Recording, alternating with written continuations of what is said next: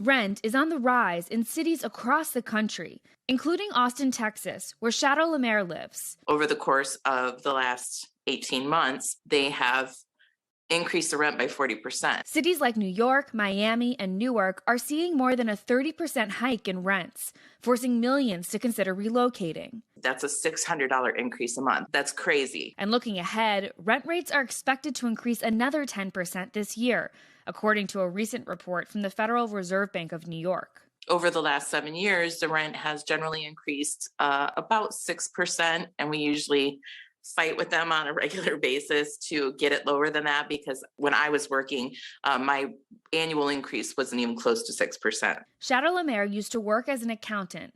She now collects $900 a month in disability benefits. She and her wife rent a 2-bedroom apartment in Austin for $1,500 a month. That amount is set to increase 43% to about $2,200 a month, outpricing the tenants of 7 years. Our rent is based on supply and demand. And that's always the answer when we talk to them. It's being forced, and we're not prepared. We're not prepared to move right now. It's just a shame that they don't do anything to work with people that have been here so long. A tough reality as workers return to cities and many local eviction moratoriums and rent freezes expire. During the pandemic, people really went out and bought a lot of homes. They left the cities, moved to the suburbs and rural areas, and we saw home prices shoot up.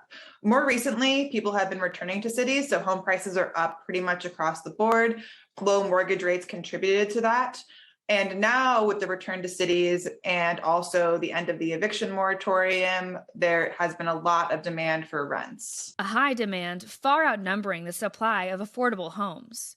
Millennials are entering into homeownership age. They're starting families, they're getting married, they're going out on their own and wanting either an apartment or a home. And they're finding out that there just aren't enough out there for everybody who wants one. Economists say the rent issue can have ripple effects across the broader economy, and that the government can introduce policy changes to bring some relief. In the short term, the government can look into providing rent relief so that it's more affordable and people can afford both their rent and things like groceries and gas and all of that in the short run. But the long run problem is really the supply of housing. With no other choice, Shadow and her wife plan to hit the road in search of an affordable home. We'll check out some areas, and obviously, we're looking at staying outside of the city so it's not as expensive. We are totally not prepared, but I'm sure that we'll work it out.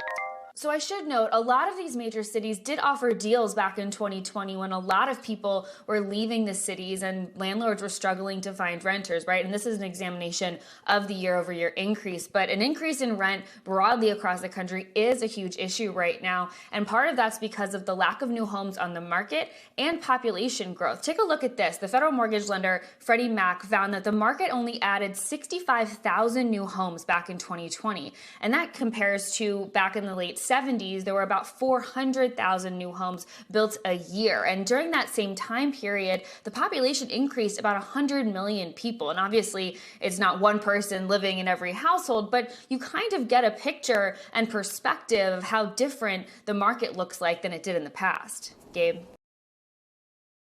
Thanks for watching our YouTube channel. Follow today's top stories and breaking news by downloading the NBC News app.